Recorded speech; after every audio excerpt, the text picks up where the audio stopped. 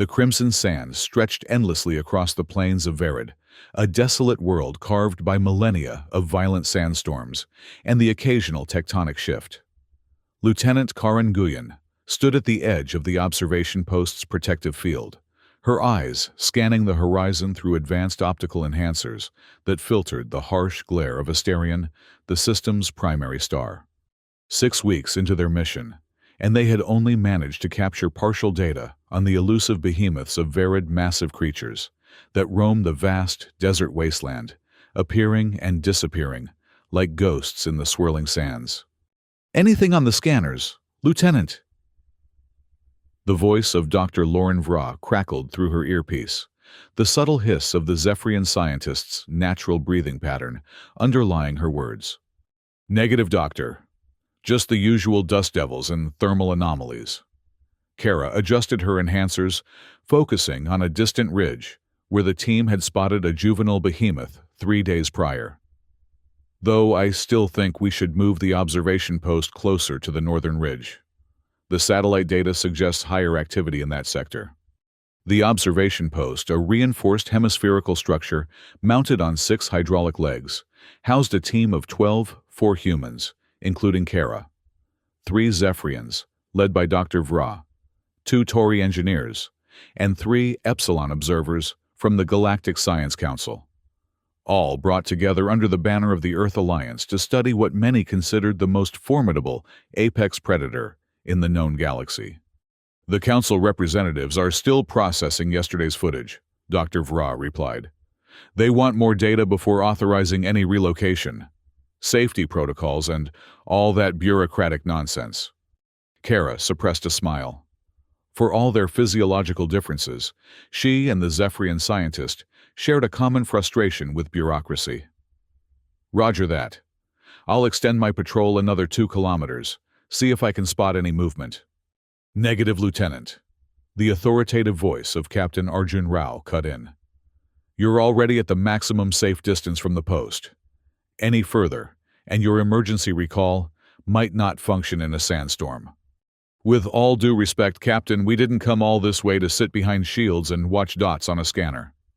Kara adjusted her exosuit's environmental settings, compensating for the rising midday temperature. "Besides, the weather satellites show clear skies for the next 8 hours. No storm risk." A long silence followed. Kara could almost picture Captain Rao weighing his options aboard the orbital support vessel, Everest. As commanding officer of the mission's security detail, he was responsible for her safety, and as a longtime colleague, he knew her stubborn streak all too well. 2 kilometers, Lieutenant, not a step more. And maintain constant communication. First sign of trouble, you activate your emergency beacon. Am I clear?" "Crystal, sir." Kara smiled and began her trek across the rust-colored landscape, her boots leaving temporary imprints that would be erased by the wind within minutes. The true allure of Verid wasn't immediately apparent to the casual observer. From orbit, it appeared as nothing more than another desolate world, one of thousands catalogued by Earth Alliance explorers since humanity's expansion beyond the solar system 3 centuries ago. But Verid held secrets beneath its surface. Preliminary scans had detected vast networks of underground caverns, filled with exotic mineral formations, and more intriguingly, evidence of complex organic activity far below the crust. Then came the discovery of the behemoths, a phenomenon that had galvanized the scientific community across the Alliance. Initial drone footage captured massive creatures, some measuring over 70 meters in length, erupting from the sands like volcanic islands rising from an ocean. Their armored carapaces resembled a fusion of cetacean and insectoid anatomies, with overlapping plates that could withstand tremendous pressure and abrasion. Most fascinating to xenobiologists was their apparent life cycle long periods of dormancy beneath the surface, followed by brief explosive periods of activity above ground. Kara checked her scanner as she approached the ridgeline, noting with satisfaction that she was receiving clear signals from both the observation post and the Everest in orbit. The data package from her suit's sensors streamed continuously back to both locations, ensuring that even if she encountered trouble, the scientific value of her observations wouldn't be lost. She crested the ridge and paused, taking in the vast basin that stretched before her.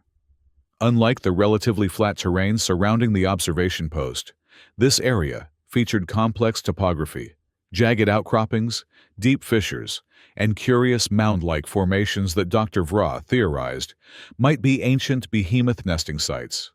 Lieutenant Nguyen to base. I've reached the northern ridge. She reported, activating her suit's advanced scanning suite. Beginning topographical and biological survey now. Acknowledged, Lieutenant, Dr. Vra responded. We're receiving your data stream. The Epsilon observers are particularly interested in the clustered formations to your northwest. Can you get closer readings? Kara consulted her heads-up display, noting the area in question, approximately half a kilometer away. Moving to investigate now. She descended the ridge, carefully mindful of the loose scree that could easily trigger a minor landslide. Her exosuit enhanced her natural strength and agility, but even the most advanced technology had its limitations in such harsh terrain. As she approached the clustered formations, her scanner began picking up unusual readings. Thermal fluctuations, subtle seismic vibrations, and trace amounts of a complex organic compound previously cataloged in behemoth secretions. Base, are you seeing this? Kara transmitted her voice, dropping instinctively to a whisper, despite the fact that sound wouldn't carry beyond her suit. I'm getting strong indicators of recent behemoth activity. Affirmative, Lieutenant. This time, it was one of the Tari engineers, his voice betraying excitement through the translation matrix. These readings match patterns observed prior to surface emergence events. There's a 93% probability that... The rest of his words were lost as the ground beneath Kara's feet shifted, suddenly sending her scrambling for balance. Her training kicked in instantly. Drop low, distribute weight, activate emergency stabilizers. But the movement wasn't localized to her position. The entire field of mound formations was in motion, undulating like the surface of a liquid. Emergency protocol, Kara shouted into her comm. Possible emergence event in progress.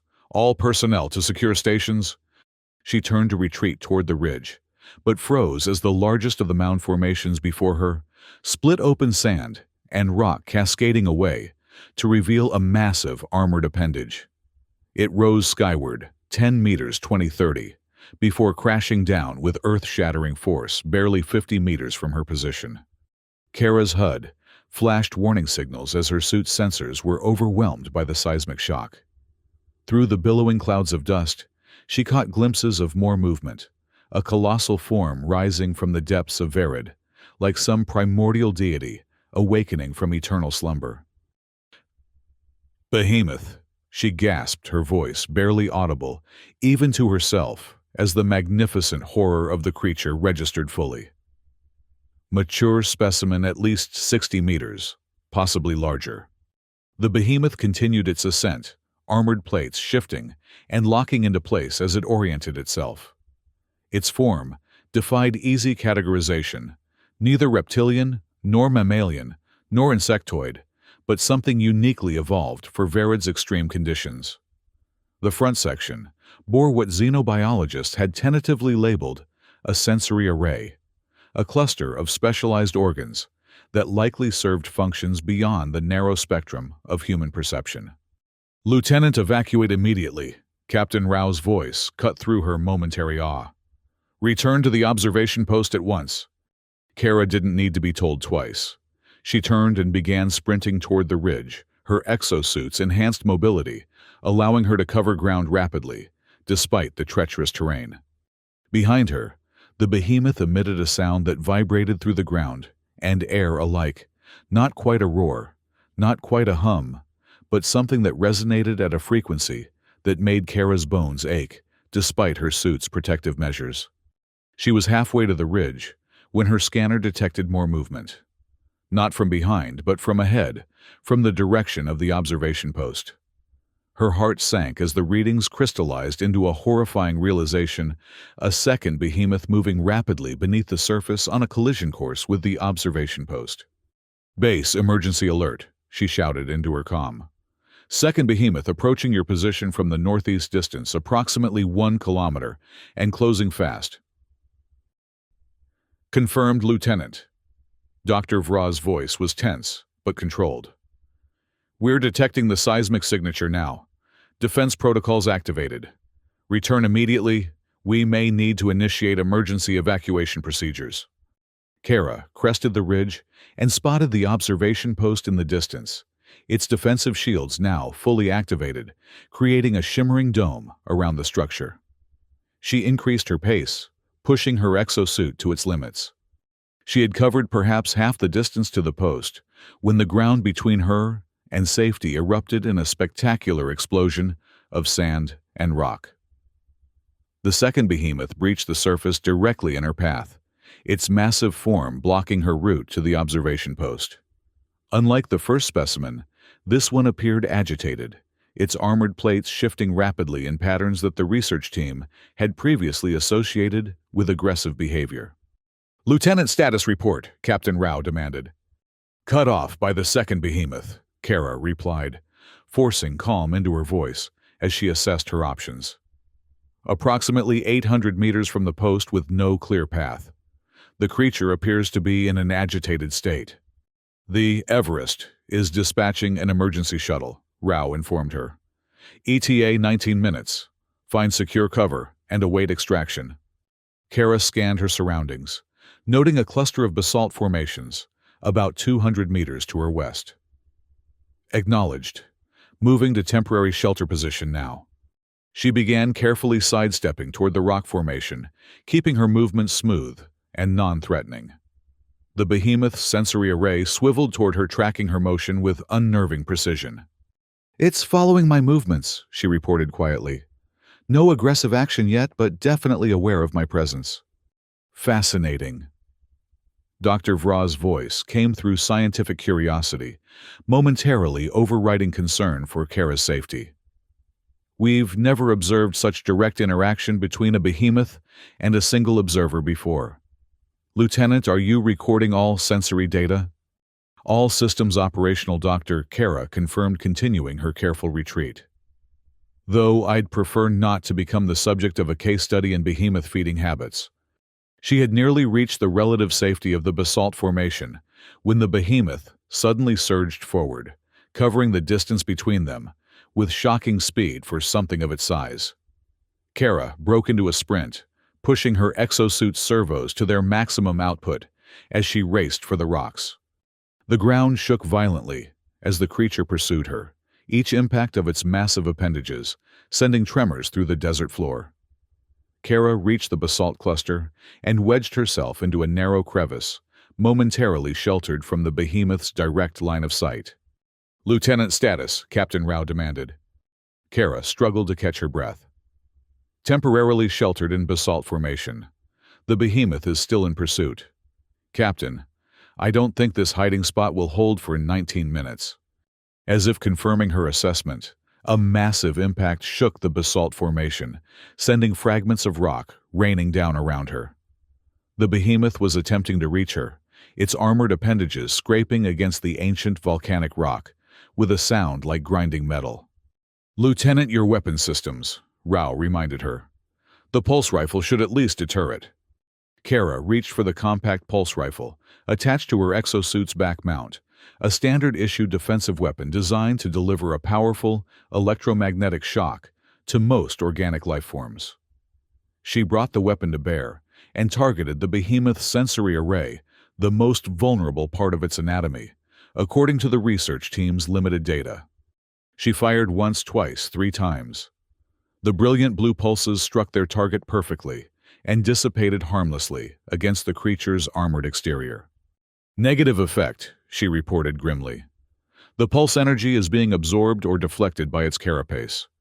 Another impact rocked her shelter, this one stronger than before.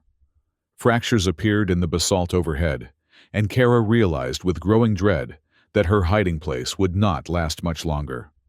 "The shuttle is moving as fast as possible," Captain Rao assured her. 13 minutes to your position." 13 minutes. Kara did a rapid mental calculation and knew she wouldn't survive that long in her current position. She needed a new plan. "Dr. Vra," she called. "You mentioned that behemoths have poor sensory perception in dust storms, correct?" "Affirmative, Lieutenant," the Zephyrian scientist confirmed. "Their primary sensory modes appear compromised by high particulate environments. But I don't see how." "I'm going to create my own dust storm," Kara interrupted her mind, racing ahead. "My suit has limited demolition charges for rock sampling. If I can trigger a controlled collapse of these formations, it might provide enough cover for me to make a run for the observation post." "Too risky," Captain Rao objected immediately. "The charges could bring the entire formation down on you, or, worse, further agitate the behemoth." "With respect, sir, I'm out of options," Kara replied, already preparing the first of her demolition charges. "The structure won't hold much longer against the behemoth's attacks, and I need to create some kind of advantage." Another massive impact emphasized her point, sending a shower of rock fragments cascading around her. Through a widening crack in the basalt, she could see the behemoth's sensory array, focused directly on her position pulsing, with patterns of bioluminescence that had not been documented in previous observations. "I'm proceeding with the plan," she stated, setting the first charge on a supporting column of basalt. "Detonation in 30 seconds. All personnel be advised." Kara positioned 3 charges strategically around her shelter, setting them for synchronized detonation. She took a deep breath, checked her suit's integrity one last time, and activated the countdown sequence. Cover initiated in 3, 2, 1. The world erupted in sound and fury as the charges detonated, shattering the basalt formations and sending tons of rock and dust into the air. Kara was already moving, using the momentary confusion to break cover and sprint away from the collapsing shelter. Through the billowing clouds of dust, she caught glimpses of the behemoth rearing back its sensory array, pulsing erratically as it was bombarded with particulate matter. She altered her course not toward the observation post, which was still blocked by the massive creature, but toward a series of deep fissures she had noted earlier in her survey. "Lieutenant, we've lost visual on you," reported Captain Rao, tension evident in his voice. "Suit telemetry is fluctuating due to interference from the dust cloud."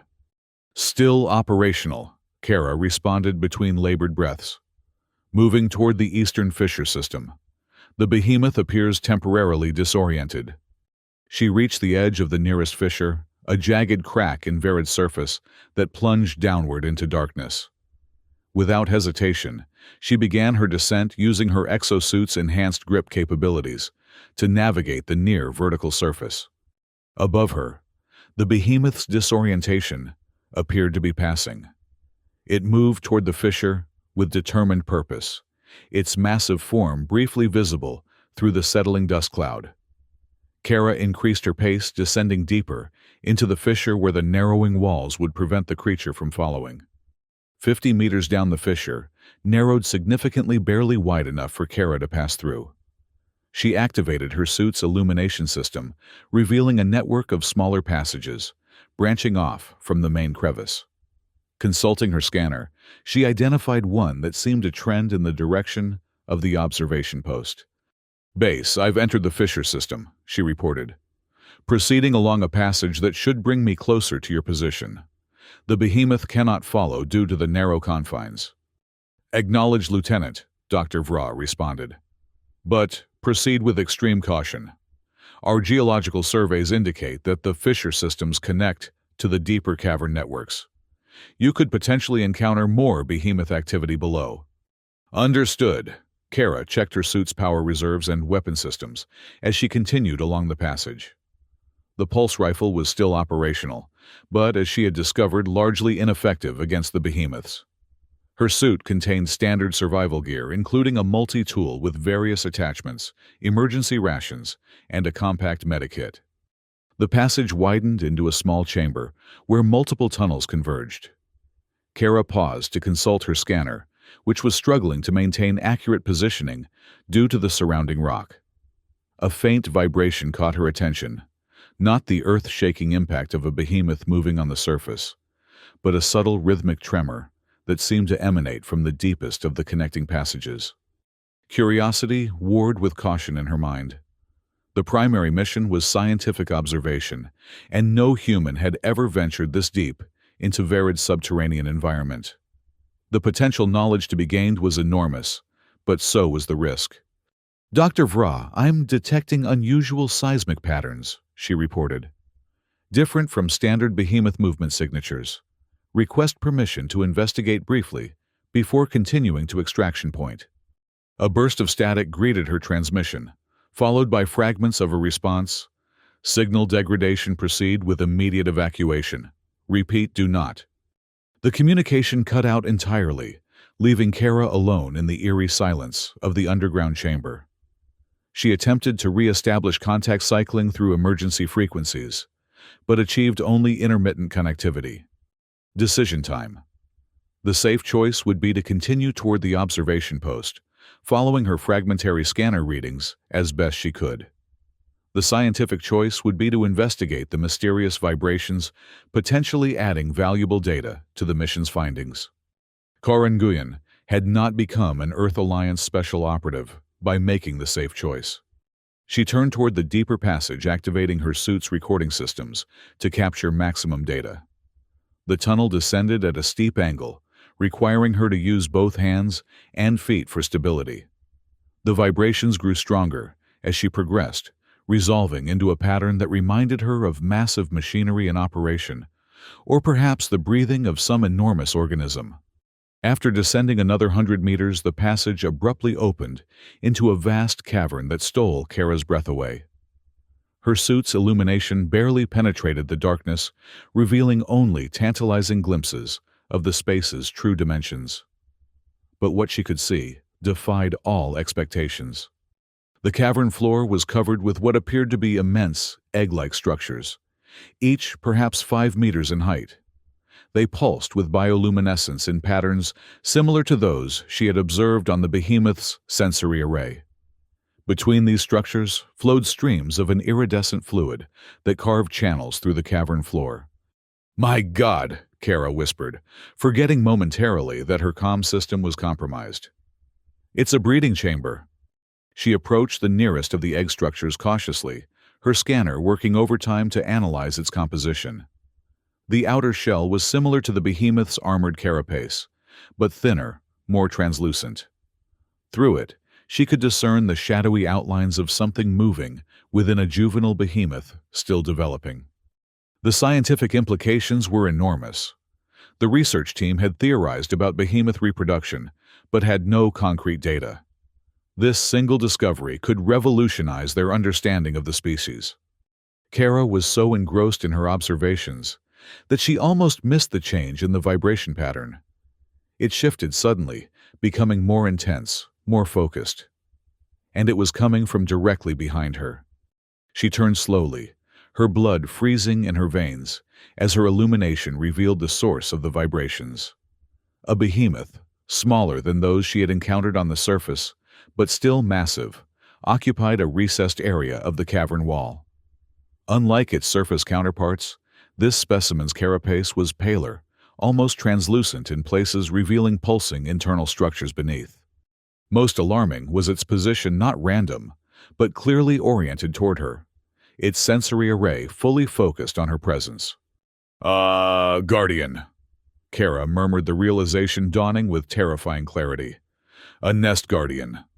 She began backing away slowly, mentally calculating her chances of reaching the tunnel entrance before the creature could intercept her.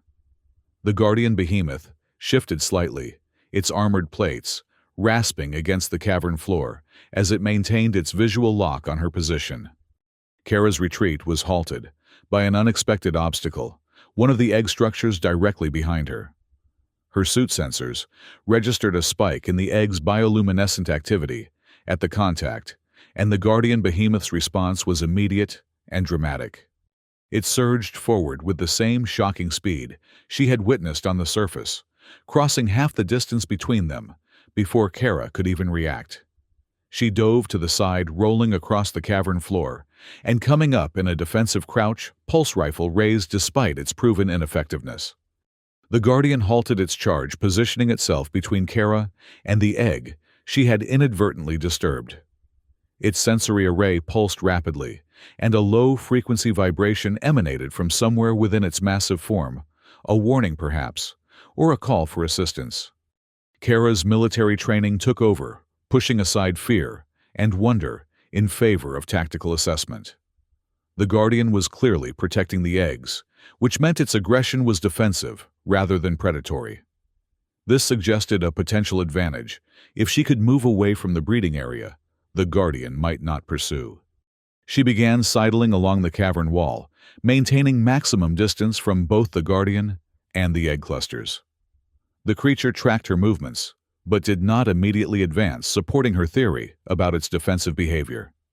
Her progress was slow, but steady each step, bringing her closer to the tunnel entrance. 20 meters to go. 15.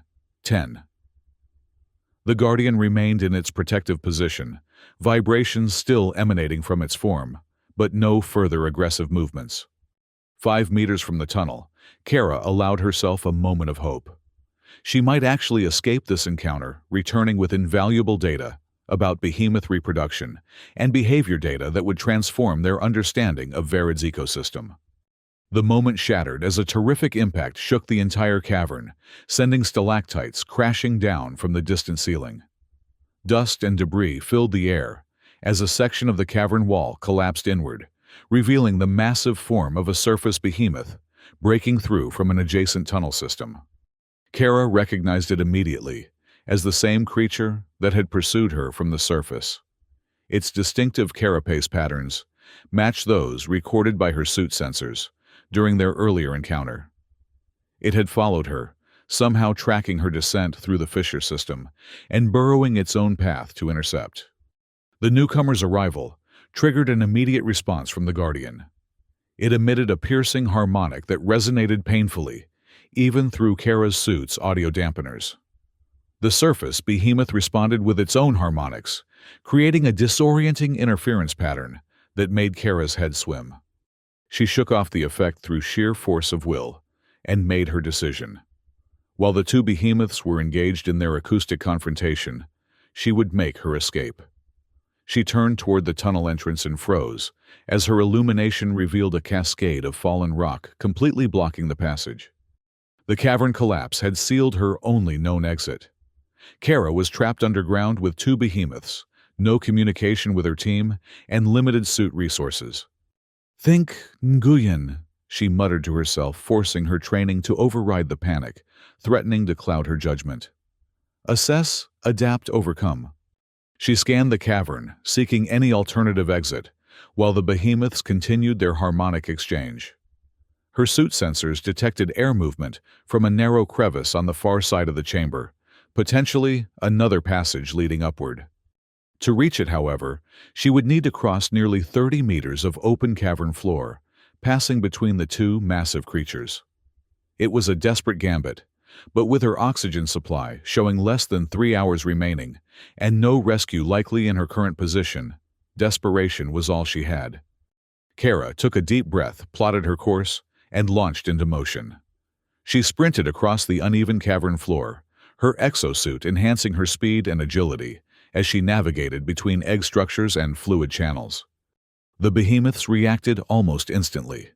The Guardian broke off its harmonic exchange and moved to intercept her path, while the surface behemoth began a lumbering advance from the opposite direction. Kara pushed her suit to its limits, leaping over a particularly wide fluid channel and rolling beneath a low-hanging stalactite formation. She was 2/3 of the way to the crevice when the Guardian cut off her route its massive form, creating an impassable barrier. Kara skidded to a halt, rapidly reassessing her options as the surface behemoth continued its approach from behind, effectively boxing her in. In that moment of desperate clarity, Lieutenant Karan Nguyen made a decision that would later be described as either insanity or brilliance depending on the observer's perspective.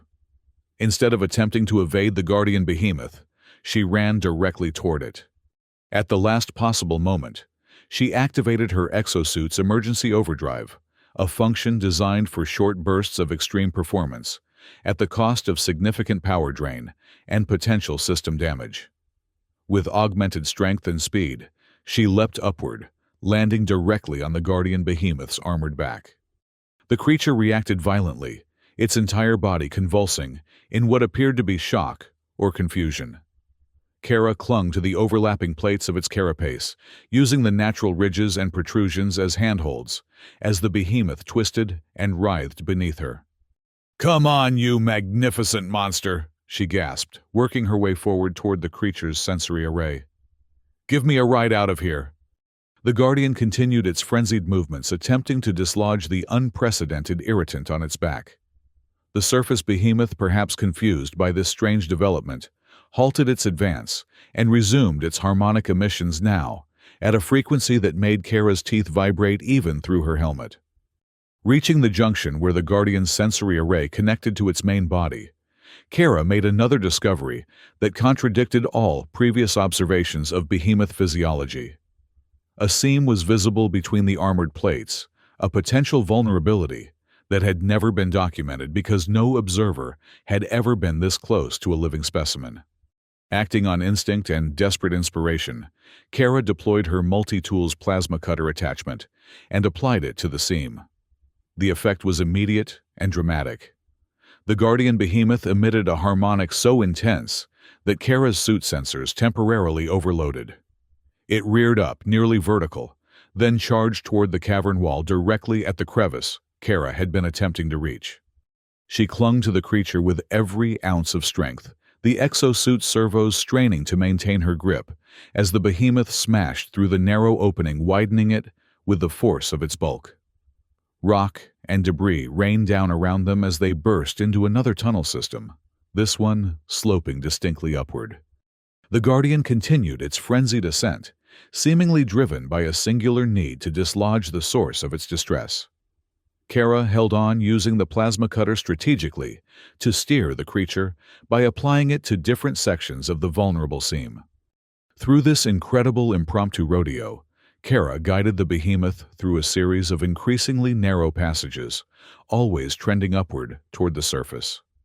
Her suit power reserves dwindled alarmingly, and the structural integrity warnings flashed with increasing frequency as the sustained overdrive took its toll on the systems. Just a little farther, she urged more to herself than to the creature beneath her. "We're both getting out of this even if you don't appreciate the help."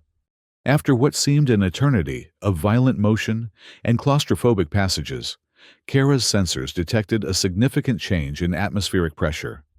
They were nearing the surface. The Guardian Behemoth, perhaps sensing the same, increased its pace, now moving with purpose rather than panic. With a final earth-shattering surge, the behemoth broke through to the surface, erupting from the ground in a spectacular shower of sand and rock. Daylight flooded Kara's visor, temporarily blinding her after the long period underground. When her vision cleared, she realized with a surge of hope that they had emerged less than a kilometer from the observation post. The Guardian halted its charge, seemingly disoriented by the sudden transition to the surface environment. Kara took advantage of the momentary stillness to check her position and the status of her suit. The power reserves were critically low, and multiple systems were reporting damage, but she was alive and back on the surface, an outcome that had seemed impossible less than an hour ago. "Lieutenant Nguyen, to base," she transmitted, hoping against hope that her communication system was still functional. "Do you copy? Emergency extraction required." "Lieutenant!" The voice of Dr. Vra burst through her helmet speakers, filled with equal parts relief and astonishment. "We've been tracking your suit's erratic signals for the past 45 minutes. Are you—" The Zephyrian scientist's voice faltered. Are you riding a behemoth?" Despite her exhaustion and the precariousness of her position, Kara couldn't suppress a laugh. "Affirmative, Doctor. I appear to have discovered an unconventional mode of transportation. Request immediate extraction before my mount decides to buck me off." "The shuttle is already en route," Captain Rao cut in his professional tone, barely masking his concern. "ETA 3 minutes. Can you maintain your position?" "Negative, sir." Kara eyed the Guardian Behemoth's sensory array, which was beginning to pulse in patterns, indicating renewed agitation. "My ride is getting restless. I need to dismount while it's still relatively stationary. Lieutenant, wait for the shuttle, Rao ordered. In your suit's damaged condition. No time, Captain. Kara made her decision, deactivating the plasma cutter and preparing to leap clear. The moment this thing starts moving again, I'll be thrown or crushed. Dismounting now. She pushed off from the creature's back, using the last of her suit's overdrive capacity to propel herself clear of the massive body. Her landing was far from graceful, a tumbling roll across the sand that ended with her sprawled on her back, staring up at the behemoth towering above her. For a heart-stopping moment, the Guardian loomed over her prone form, its sensory array focused directly on her. Kara lay perfectly still, her pulse rifle forgotten, knowing that if the creature chose to attack, she had no remaining defenses. Instead, the behemoth emitted a low-frequency harmonic that Kara felt in her bones, rather than heard. It backed away slowly, its armored plates shifting to cover the vulnerable seam she had exploited. Then, with surprising grace for something of its size, it turned and began moving away across the desert, leaving Kara alone on the sand. She watched it go, a complex mixture of emotions, washing through her relief, wonder, and a strange sense of connection to the magnificent organism that had inadvertently saved her life, even as she had used it for her escape. The whine of approaching engines drew her attention skyward as the extraction shuttle from the Everest descended toward her position. Kara struggled to her feet, her exosuit now functioning at minimal capacity, little more than a rigid shell without power. As the shuttle touched down nearby, disgorging a team of emergency personnel in protective gear, Kara Nguyen turned for one last look at the retreating behemoth. It had crested a distant dune and paused its sensory array, oriented back toward her position. For a brief moment, human and alien regarded each other across the vastness of Vered's desert. Then, the creature descended the far side of the dune and vanished from sight, leaving only a ripple in the sand to mark its passage. The extraction team reached her position, medics immediately assessing her condition, while security personnel maintained a wary perimeter. Captain Rao himself emerged from the shuttle, his expression a mixture of relief, disbelief, and professional disapproval. Lieutenant Nguyen. He began helping her toward the shuttle as the medics removed her damaged helmet. Your actions were necessary, sir, Kara interrupted, her voice hoarse from exertion, and scientifically invaluable. Wait until you see the data. I was going to say unprecedented. Rao replied, a reluctant smile breaking through his official demeanor. Dr. Vra is practically dancing with excitement over your transmitted findings, assuming, of course, that your suit recorder was functional during this rodeo. Most of it should be intact, Kara confirmed as they boarded the shuttle, including footage of what I believe to be a behemoth breeding chamber. Dr. Vra will have enough material to keep the science team busy for months. Rao's expression grew serious once more. The immediate concern is your recovery, Lieutenant. You've exceeded all safety protocols and pushed both yourself and your equipment beyond recommended limits. But I'm alive, Kara pointed out, settling into a seat as the shuttle prepared for liftoff. And we have data no one else has ever collected. There will be a full review of your actions, Rao warned, though, without real heat. The Earth Alliance Command will want explanations. They'll get them, Kara assured him, watching through the viewport as Vered's landscape fell away beneath them. Along with insights into behemoth physiology, behavior, and reproduction that will transform our understanding of the species. The shuttle ascended toward the Everest in orbit, leaving the red desert of Vered spread out below like a vast rusty ocean. Kara's mind was already racing ahead, organizing her observations and findings into what would become her official report. But beneath the professional analytical process, another thought persisted, the memory of those final moments with the guardian behemoth, the strange connection she had felt with the alien creature that was perhaps not as mindlessly aggressive as they had all assumed. 2 days later, Lieutenant Kara Nguyen stood before the assembled research team aboard the Everest. Her injuries treated and her strength mostly restored. The ship's main conference room had been transformed into an impromptu lecture hall, with representatives from each species present along with a direct quantum communication link to Earth Alliance headquarters and the Galactic Science Council. The footage you're about to see represents a paradigm shift in our understanding of behemoth biology and behavior. Dr. Vra announced her Zephyrian voice modulator, adjusted to convey appropriate scientific excitement. Lieutenant Nguyen's extraordinary encounter has provided data that would have taken years, perhaps decades, to gather through conventional observation methods. The lights dimmed, and the high-definition holographic display activated, projecting Kara's recorded experiences in stunning clarity. The assembled team watched in rapt attention as the underground cavern filled the display, the egg chambers, the fluid channels, the guardian behemoth, and finally, Kara's desperate gambit and remarkable ride to the surface. When the recording concluded, a momentary silence filled the conference room, broken only by the soft hum of the ship's systems.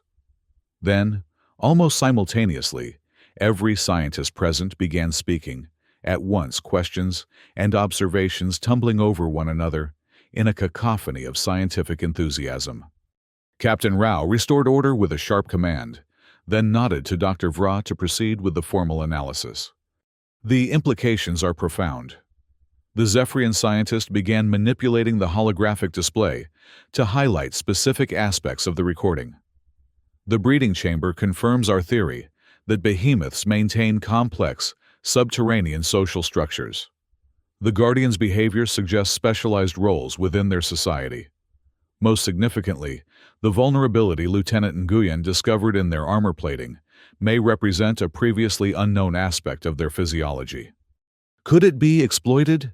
asked one of the Epsilon observers, its gelatinous form rippling with what might have been excitement or concern.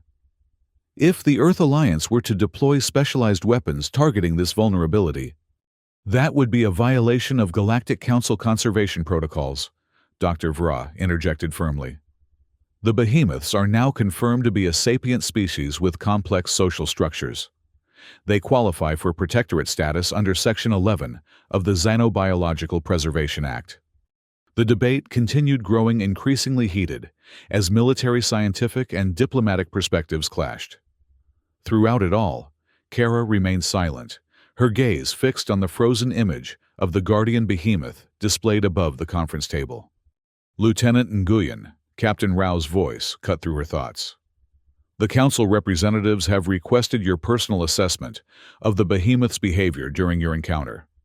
In your opinion, was the creature's aggression purely instinctual, or might there have been some higher cognitive function involved?"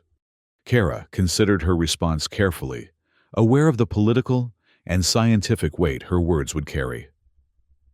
"Sir, during my close contact with the guardian behemoth, I observed behavior that cannot be explained by simple instinct. Its responses were adaptive problem-solving and demonstrated awareness beyond reflexive action. Most notably, at our final parting on the surface, the creature demonstrated what I can only describe as curiosity, a recognition of me as a separate entity, worthy of observation, rather than merely a threat to be eliminated." "Are you suggesting the behemoths possess intelligence comparable to sentient species?" one of the Tauri engineers asked skeptically. "I'm suggesting we don't yet have enough information to make that determination," Kara replied diplomatically. "But I am certain they possess capabilities and complexities we have barely begun to understand. And I believe those capabilities deserve further study rather than exploitation." The debate continued long into the night, with various factions arguing for approaches ranging from aggressive mining operations, protected by anti-behemoth weapons, to complete withdrawal from the Verid system to preserve the creature's habitat. Eventually, a compromise was reached. The research mission would continue with enhanced safety protocols, focusing on non-invasive observation techniques and more comprehensive mapping of the subterranean networks that appeared to form the true domain of the behemoths. 3 weeks later, the Everest broke orbit and began its long journey back to Earth Alliance headquarters, carrying with it the most comprehensive data set on behemoth biology and behavior ever compiled. Lieutenant Karen Nguyen, officially commended for her courage and initiative, despite the technical violations of safety protocols, stood in the ship's observation dome watching as Verid dwindled to a reddish speck against the vast backdrop of space. "Penny, for your thoughts, Lieutenant," Dr. Vra's voice came from behind her. Kara smiled without turning. "Just wondering what the Guardian is doing now, whether it's returned to the breeding chamber or found a new post to defend. The tracking beacon you managed to attach during your ride is still transmitting," the Zephyrian scientist informed her, moving to stand beside Kara at the viewport. "It appears to have rejoined a group of other adults near the northern polar region. Fascinating migratory behavior. And the eggs? Stable. The observation team we left behind reports no apparent damage from your encounter. They've established a remote monitoring system that should provide years of data without further disturbance to the chamber." Kara nodded, satisfied. "Good. They deserve to develop in peace." Dr. Vra's breathing apparatus emitted a sound that Kara had learned to interpret as thoughtful consideration. "You've developed quite an attachment to these creatures, haven't you, despite their attempt to kill you?" "Not an attachment," Kara corrected. "Respect. They're magnificent organisms perfectly adapted to their environment. The fact that their environment is hostile to humans doesn't make them enemies. It just makes them different." "Ah. A perspective that I'm pleased to say appears to be gaining traction with the Earth Alliance leadership," Dr. Vra remarked. "Your testimony carried significant weight in the decision to designate Verid as a protected research zone, rather than opening it to industrial development." Kara turned from the viewport, eyebrow raised in surprise. "That decision has been finalized. I hadn't heard. The announcement will be made upon our return to Earth," the scientist confirmed. "A diplomatic victory for conservation interests, though not without compromise. Limited research operations will continue, but with strict protocols to minimize impact on behemoth territories. A reasonable balance." Kara acknowledged, feeling a weight lift from her shoulders. She had been concerned that her encounter might lead to either exploitation of the vulnerability she had discovered or abandonment of the valuable research opportunity Verid represented. Instead, a middle path had been found. As the Everest engaged its main drive and accelerated away from the Asterian system, Lieutenant Karen Nguyen cast one final glance toward the diminishing point of light that was Verid. Somewhere on that distant red world, massive creatures moved through sand and stone their complex lives, continuing in patterns humanity was only beginning to comprehend. Her encounter with them had changed her in ways she was still processing, heightening her awareness of the thin line between perceiving another species as a threat versus recognizing it as simply different with its own evolutionary imperatives and ecological role. It was a lesson she would carry forward in her career, a reminder of the perspective and humility required when venturing into the unknown reaches of the galaxy. 6 months later, Lieutenant Karen Nguyen, newly promoted to captain following her exceptional service on Verid, stood before the Earth Alliance Council in the grand chamber of the Jakarta Space Elevator Terminal. Her dress uniform felt stiff and formal after months of field gear, but she maintained perfect posture as the council members reviewed the final assessment of the Verid mission. "The scientific value of Captain Nguyen's observations cannot be overstated," concluded Admiral Helena Chen, the council's senior member. "Her actions, while technically in violation of established safety protocols, have provided insights that will advance our understanding of xenobiology by decades." "And yet," countered Councillor Ramirez, "we cannot ignore the precedent set by rewarding such reckless behavior. The next officer who decides to ride an alien life form may not be so fortunate in the outcome." Kara remained silent, allowing the debate to flow around her. This was politics, not her domain of expertise. Her job had been to gather data and survive to report it, both of which she had accomplished against considerable odds. "Perhaps we might hear from Captain Nguyen herself," suggested Councillor Mbeki, a longtime advocate for exploratory missions. Captain, having had time to reflect on your experiences on Verid, what key lessons would you impart to future Alliance expeditionary forces? Kara stepped forward, her voice clear and confident in the acoustically perfect chamber. Counselors, the primary lesson I would emphasize is the importance of adaptive thinking when confronted with the unexpected.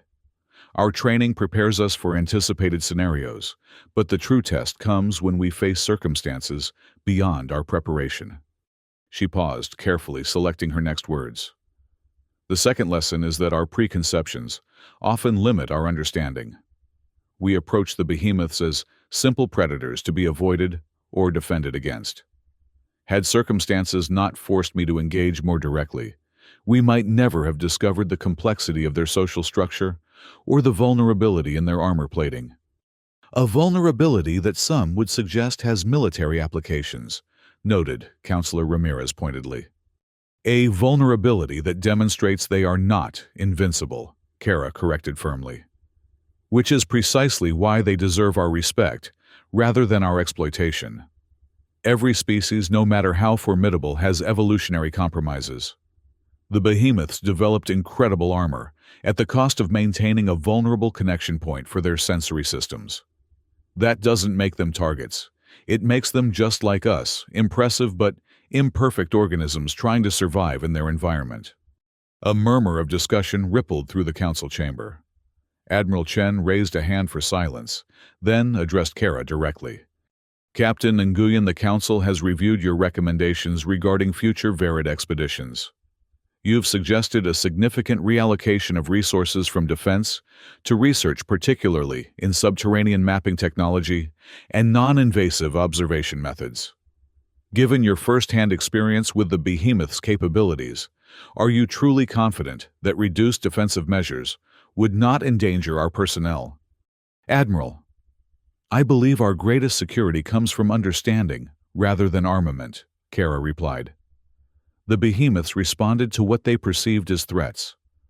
When I was clinging to the Guardian's back, I was no longer registered as a threat, but as an anomaly, something to be dealt with certainly, but not with the same aggressive response.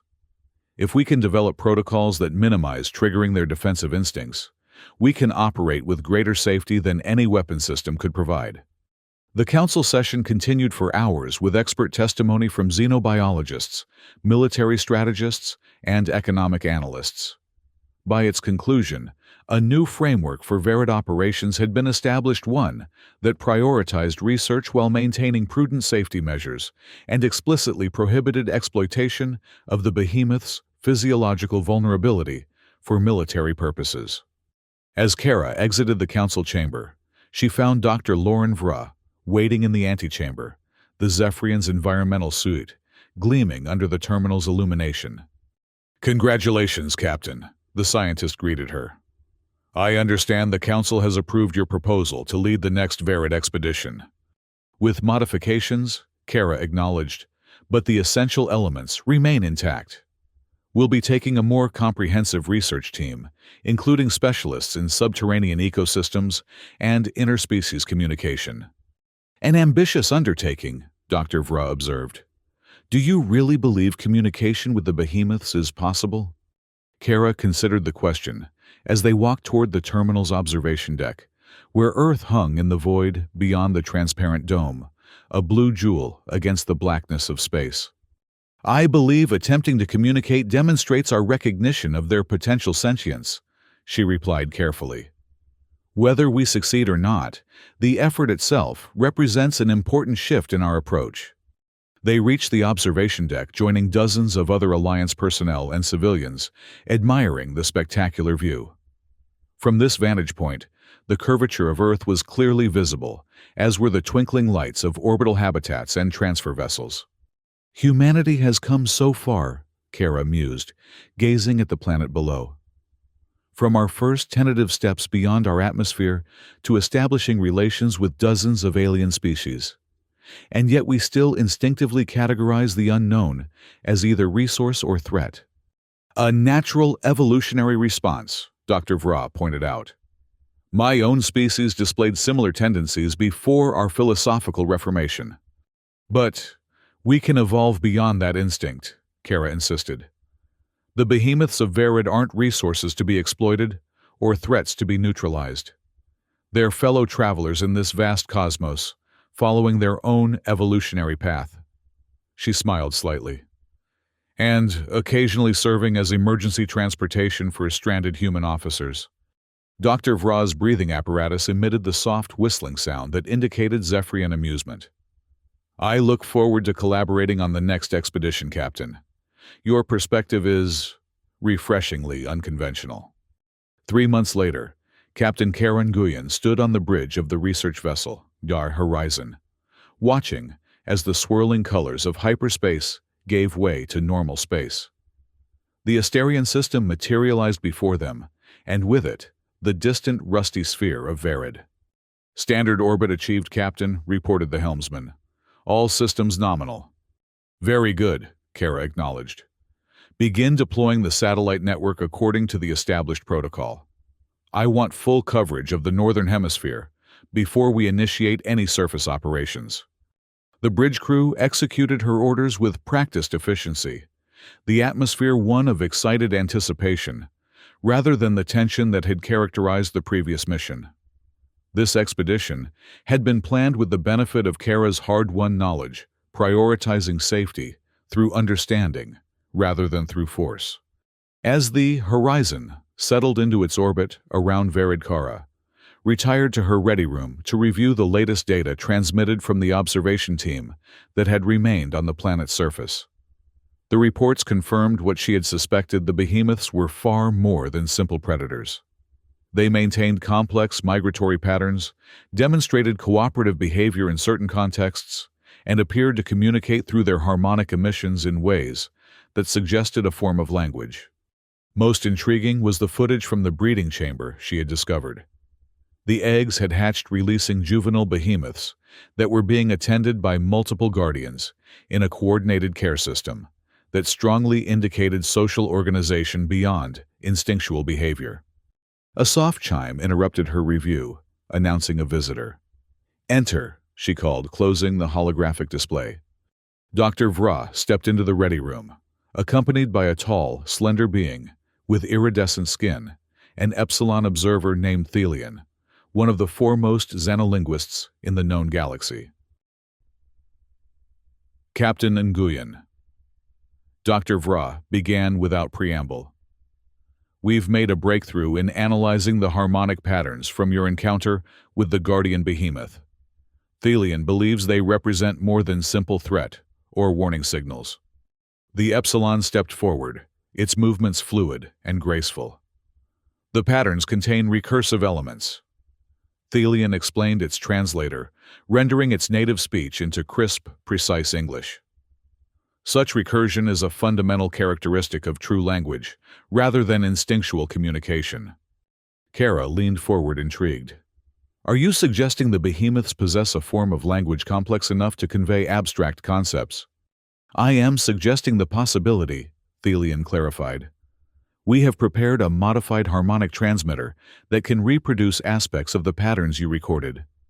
With your permission, we would like to include it in the first surface expedition. Kara considered the proposal carefully. Direct communication attempts had not been part of the original mission parameters, but the potential value was enormous. If the behemoths truly possessed language capabilities, it would fundamentally alter their status under Galactic Council protocols and potentially open new avenues for peaceful coexistence. Approved, she decided. But we proceed with extreme caution. The first expedition will focus on establishing the observation outpost at the designated safe location. Once that's operational, we can consider a controlled communication attempt. The preparations for the surface expedition consumed the next 3 days, with Kara personally reviewing every detail of the operation. When the time came to depart, she surprised her senior staff by announcing her intention to lead the team personally.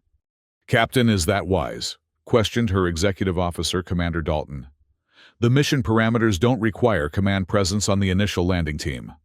"They don't prohibit it either, Commander," Kara pointed out with a faint smile. "And while I have complete confidence in our team, my first-hand experience with the behemoths represents an asset we should utilize. The truth, which she kept to herself, was more personal than practical.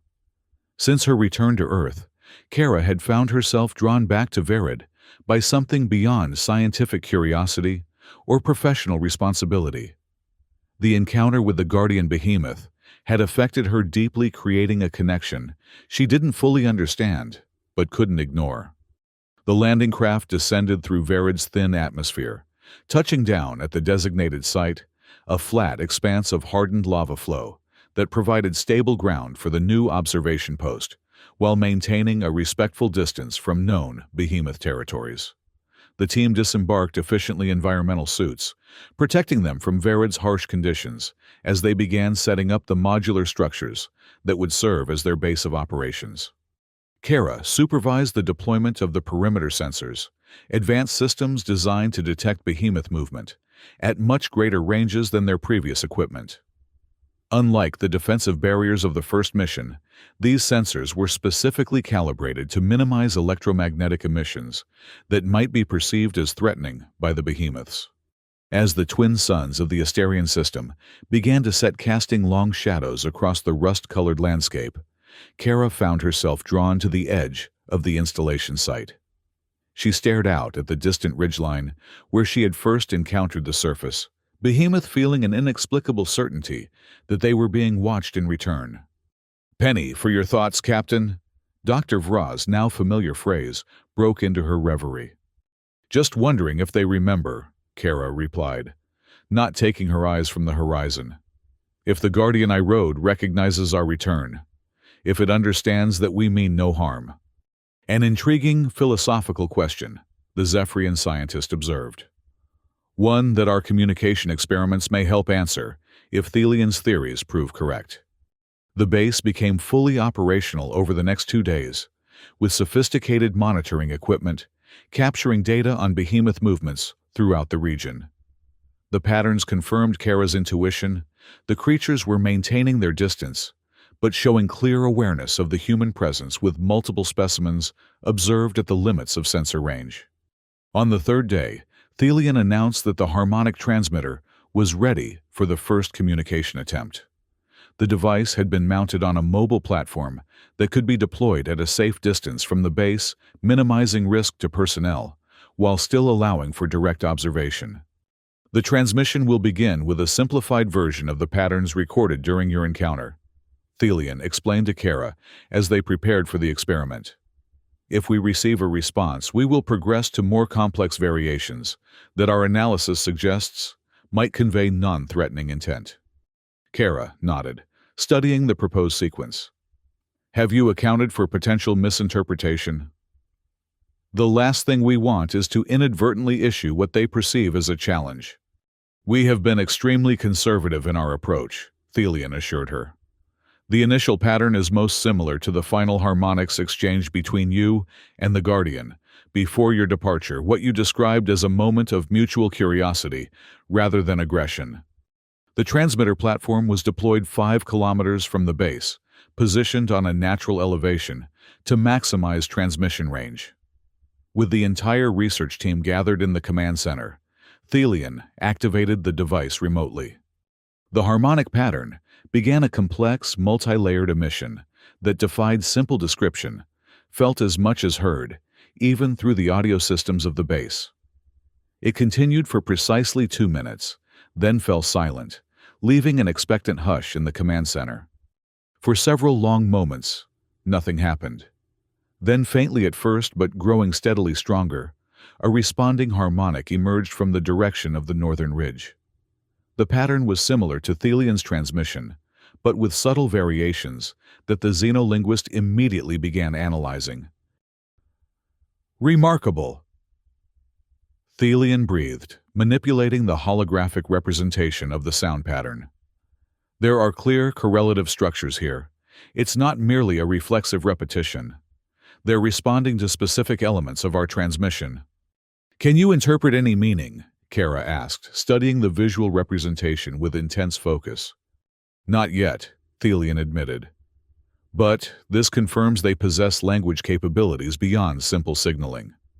With more exchanges, we may begin to establish basic semantic structures. Over the following weeks, the communication attempts continued growing gradually more complex, as Thelian's team refined their understanding of the Behemoth harmonics. Progress was slow, but undeniable. Certain patterns consistently elicited specific responses, suggesting the beginnings of a rudimentary vocabulary. Most significant was the change in Behemoth behavior.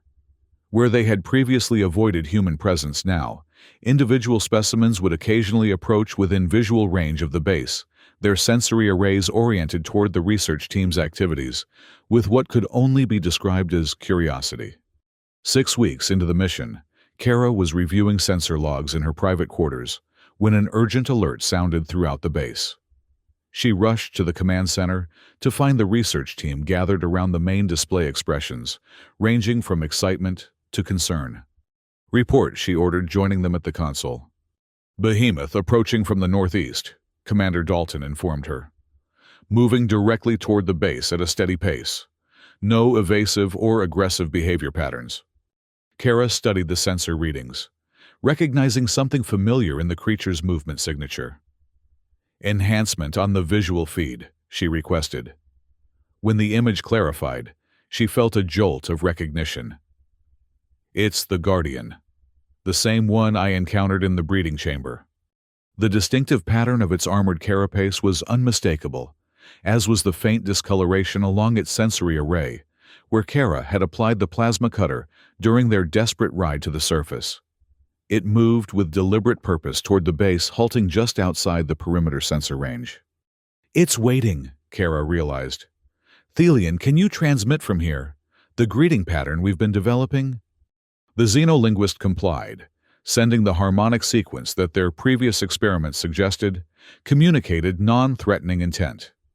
The Guardian Behemoth's response was immediate, a complex pattern that Thelian's systems began analyzing automatically. "The response contains elements we haven't encountered before," Thelian reported, excitement evident in its normally modulated tones. "There's a recurring motif that appears to reference you, Captain." "Me," Kara echoed in disbelief. "The harmonic structure bears striking similarity to the patterns recorded during your physical contact with the Guardian," Thelian explained. "It appears to be recognizing you, perhaps even requesting your presence specifically." A tense silence fell over the command center as the implications registered. The Guardian Behemoth was not merely responding to their transmissions, it was seeking direct contact with Kara herself. "Captain, you cannot seriously be considering this," Commander Dalton objected, reading her expression accurately. "Direct exposure outside our perimeter, with an unpredictable alien life form of that size?" "It's not unpredictable," Kara interrupted quietly. "Not anymore. We've established basic communication protocols, and this particular specimen had multiple opportunities to kill me during our previous encounter. It chose not to." She turned to face her officers directly, her decision already made. "This is precisely the breakthrough we've been working toward: direct, peaceful contact with the dominant species of Verid.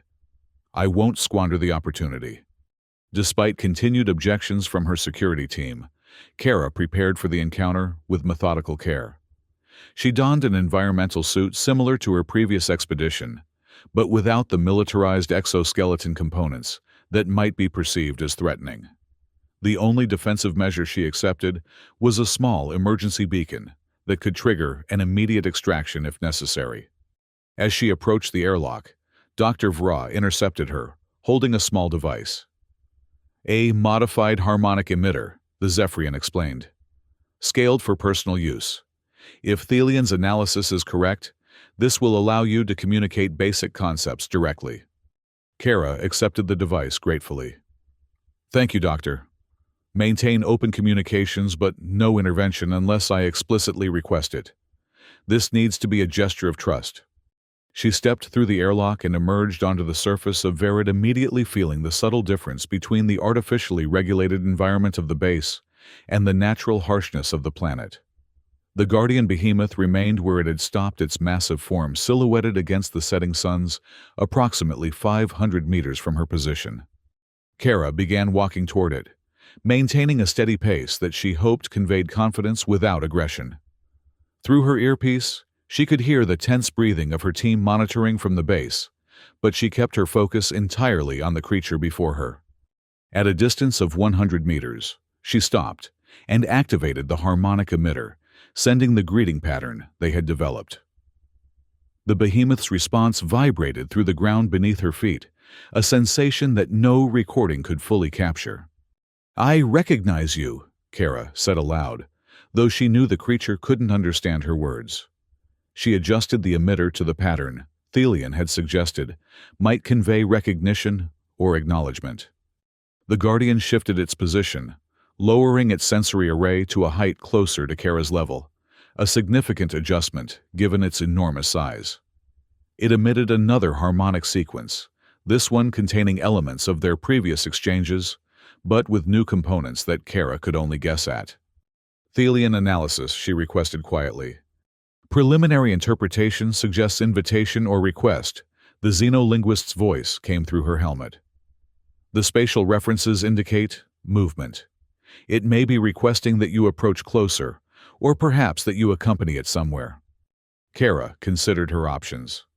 The scientific value of following the behemoth was potentially enormous, but the risk was equally significant. This was far beyond the mission parameters that had been approved by Earth Alliance Command. In the end, the decision came down to the same instinct that had guided her during their first encounter. A recognition of the Guardian, not as a mindless threat, but as a complex being with its own agency and purpose. "I'm going to follow it," she informed her team. "Maintain tracking on my position, but do not intervene unless I activate the emergency beacon." She used the harmonic emitter to convey what they hoped was agreement, then gestured forward with an open hand, a human signal that she hoped might be universally intuitive. The Guardian behemoth seemed to understand. It turned and began moving at a measured pace across the desert, occasionally pausing to ensure Kara was still following.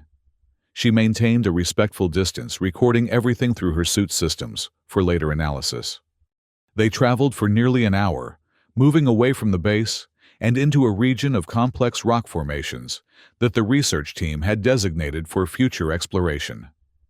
As they progressed deeper into the formations, Kara noticed a change in the surrounding terrain, subtle indications of deliberate modification rather than natural erosion.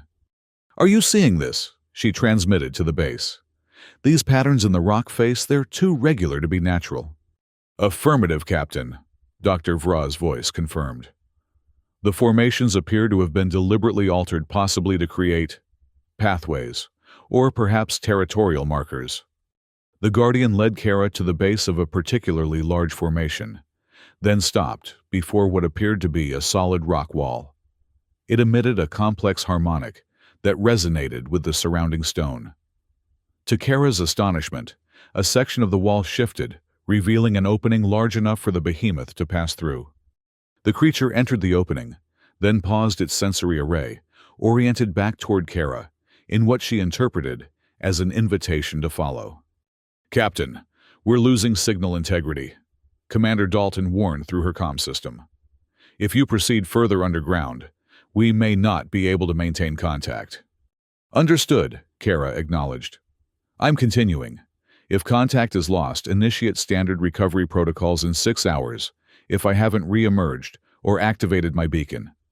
With that, she stepped through the opening into a massive chamber, illuminated by bioluminescent growths along the walls and ceiling. The space was easily large enough to accommodate dozens of behemoths, though currently only the Guardian occupied it. As her eyes adjusted to the dim lighting, Kara realized she was standing at the edge of what appeared to be a vast underground city, not built with technology, as humans would understand it, but grown or carved from the living rock in patterns that spoke of intelligent design rather than random natural formation. The Guardian moved toward the center of the chamber, where a pool of the same iridescent fluid Kara had observed in the breeding chamber flowed in carefully constructed channels. It lowered its sensory array to the fluid, creating ripples that spread outward in complex patterns. Almost immediately, the chamber began to vibrate with harmonics, emanating not from the Guardian, but from the stone itself, as though the entire structure was responding to the Behemoth's communication. Incredible, Kara breathed, activating all her suit's recording systems to capture every aspect of this unprecedented discovery. They've engineered the entire cavern network as some kind of communication system. The harmonics continued growing in complexity and resonance until Kara could feel them through her entire body. Then, with startling suddenness, they resolved into a pattern that her mind somehow translated, not as words, but as a distinct and unmistakable concept. Welcome. 1 year later, Captain Kara Nguyen stood before the Earth Alliance Council once more, but this time not alone. Beside her stood Thelian Dr. Vra, and an unexpected fourth figure, a holographic projection of a juvenile behemoth, transmitted from the Verid research base via quantum communication. Counselors. Kara began. I present to you Emissary, the first behemoth to volunteer for direct communication with humanity through the harmonic translation matrix developed by our xenolinguistics team. The holographic behemoth, smaller than the Guardian, but still impressive at 15 meters in length, emitted a harmonic sequence that the translation matrix converted into words projected above the council chamber.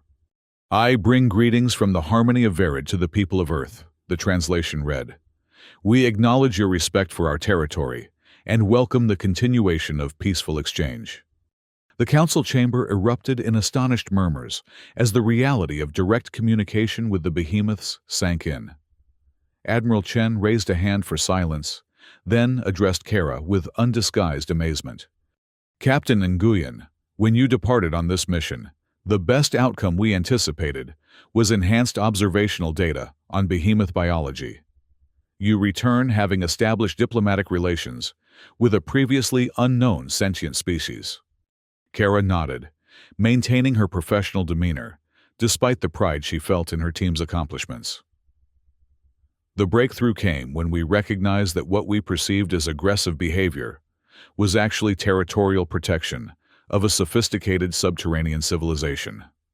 The behemoths, or the harmony as they refer to themselves, have existed on Verid for millions of years, developing a culture and communication system completely unlike our own, but no less complex. And they are willing to formalize relations with the Earth Alliance, Counselor Mbeki asked, leaning forward with intense interest. They are, Kara confirmed. The Guardian Council of the Harmony has authorized Emissary to negotiate the terms of ongoing scientific and cultural exchange, with appropriate boundaries to protect both species' interests. As the council members absorbed this extraordinary development, Kara exchanged a glance with Dr. Vra. They both knew that what had begun as a desperate struggle for survival on the surface of a hostile world had transformed into something neither of them could have imagined, the beginning of a relationship that might someday bridge the vast differences between two sentient species evolved in radically different environments. The holographic behemoth emitted another harmonic, which the translation matrix rendered with perfect clarity. The one named Kara Nguyen is known to the harmony. She rode upon Guardian and saw with open eyes. She is welcome among us always. Kara smiled, remembering that desperate gambit that had seemed like madness at the time, clinging to the back of a creature that could have crushed her with minimal effort, using a plasma cutter to guide its movements. What had appeared to be a battle for survival had actually been the first halting steps of communication between profoundly different forms of intelligence. As the formal proceedings continued, with the council members taking turns addressing questions to Emissary through the translation matrix, Kara's thoughts drifted briefly back to Verid, to the vast underground network of chambers and passages that formed the true domain of the harmony, to the complex society she had only begun to understand, and to the guardian behemoth that had recognized something in her worth preserving rather than destroying. In the end, it hadn't been weapons or technology that had bridged the gap between humans and behemoths, but curiosity and the willingness to see beyond preconceptions, to recognize that what seems alien and threatening at first encounter, might with patience and openness reveal itself as simply another traveler on the long journey of evolution, worthy of respect and understanding. When Kara looked up at the screens displaying real-time footage from Verid, she saw a new behemoth emerging from the sands, its massive form silhouetted against the setting suns. But where once she would have seen only a threat now, she recognized a potential new voice in the ongoing conversation between worlds. A conversation that had begun with fear and desperation, but had evolved into something far more valuable: understanding.